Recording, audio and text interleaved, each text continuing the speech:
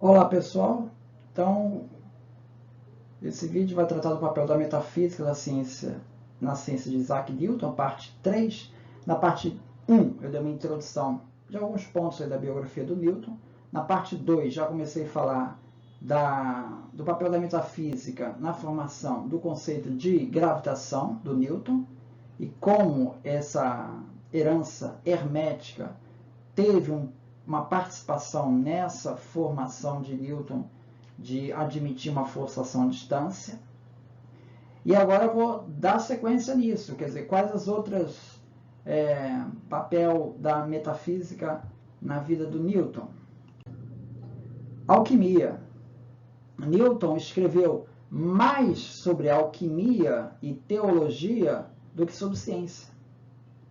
Ele fez cópias manuscritas de vários tratados de alquimia, como de Themis Aurea, de Michel Mayer, ou o Teatro Químicum, de Elias Ashmole. Ele estudou Cabala Luriânica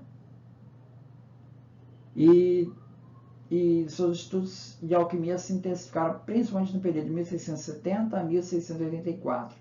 E tudo isso acabou tendo influência na gravitação. A gente falou isso na parte 2.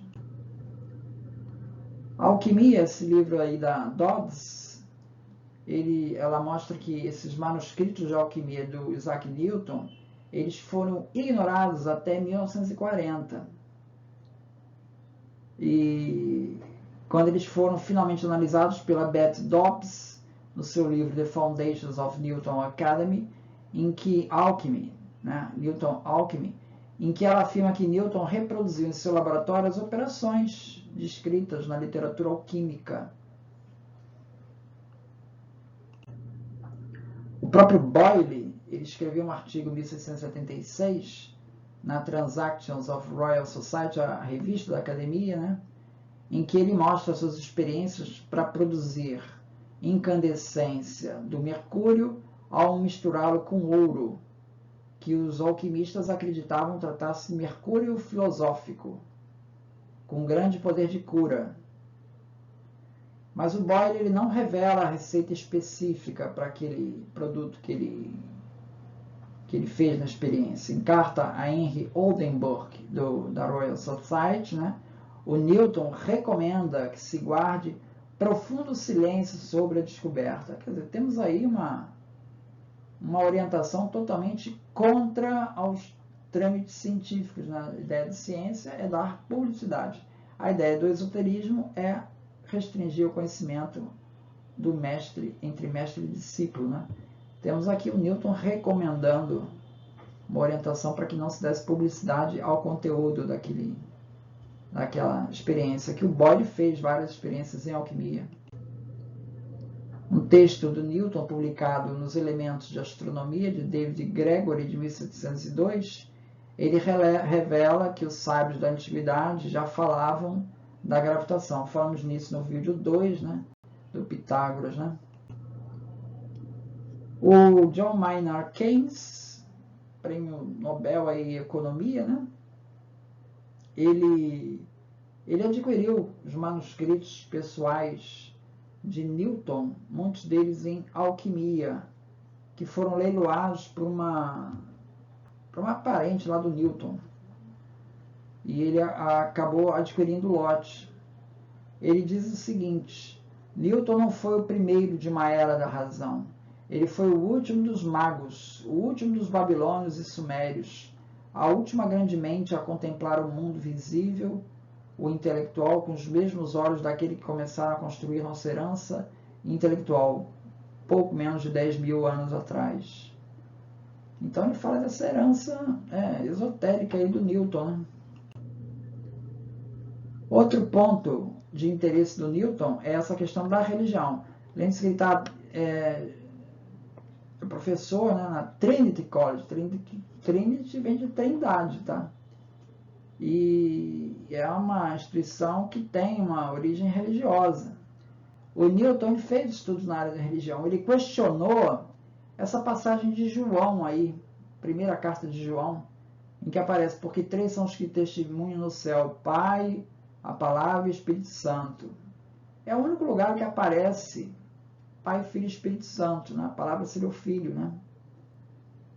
E, na verdade, isso é uma interpolação tardia. O Newton conseguiu provar isso. Os manuscritos mais antigos não têm essa passagem desta forma, né? Os três que testificam é a água e não é Pai, Filho e Espírito Santo.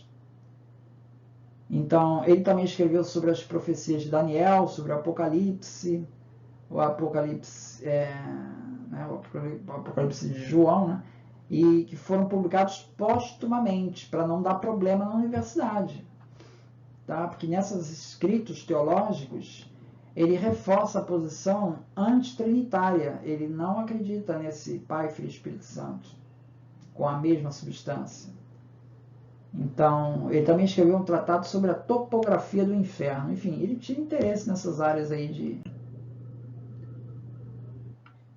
Existe um episódio, né, que ele foi nomeado no Trinity College para ser Fellow. E isso estaria condicionado à obrigação de ele ser ordenado membro da Igreja Anglicana. E o que revelaria a adesão dele à Trindade, né? Bom, se ele recusasse essa condição, ele perderia a cadeira lucasiana lá de professor de matemática, que mantinha desde 1669. Bom, ao que parece, Newton tinha um amigo bastante influente, conseguiu livrar ele dessa obrigação. Relação com Deus. A gente já viu, né, que Newton não descartou Deus, né? Ele fala assim, a gravidade explica os movimentos dos planetas, mas não pode explicar quem colocou os planetas em movimento.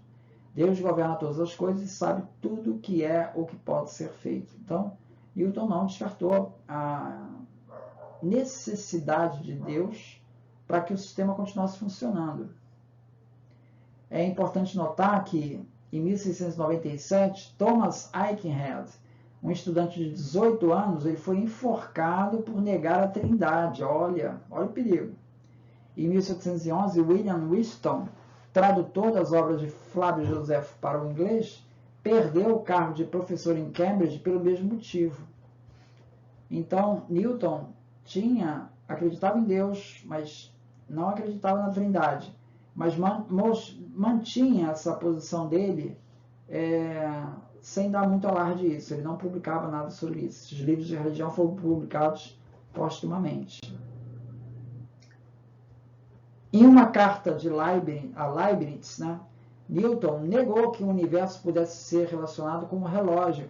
É aquela metáfora do relógio, né, que se usava nos mecanicistas, né, que Deus deu corda no relógio e abandonou o mundo. O resto, o movimento do relógio é sozinho. Então essa ideia começou a se formar, que o universo se movia sozinho, sem precisar de Deus, né? Existe uma carta de Leibniz com Newton, em que o Newton fala que ele não aceita essa hipótese. Ou seja, o Deus de Newton não era o relojoeiro ausente do iluminismo. Para Newton, Deus precisa estar constantemente intervindo para o universo ser como ele é. Então, qual a conclusão que a gente tira? Bom, as motivações que levaram Newton à lei da gravitação foram metafísicas. Esse é um ponto, que é o que vai explicar a força de ação à distância. Newton acreditava em Deus. Esse é um outro ponto. E o fato dele acreditar em Deus não foi impedimento para ele fazer grandes avanços na ciência. Então, não é uma coisa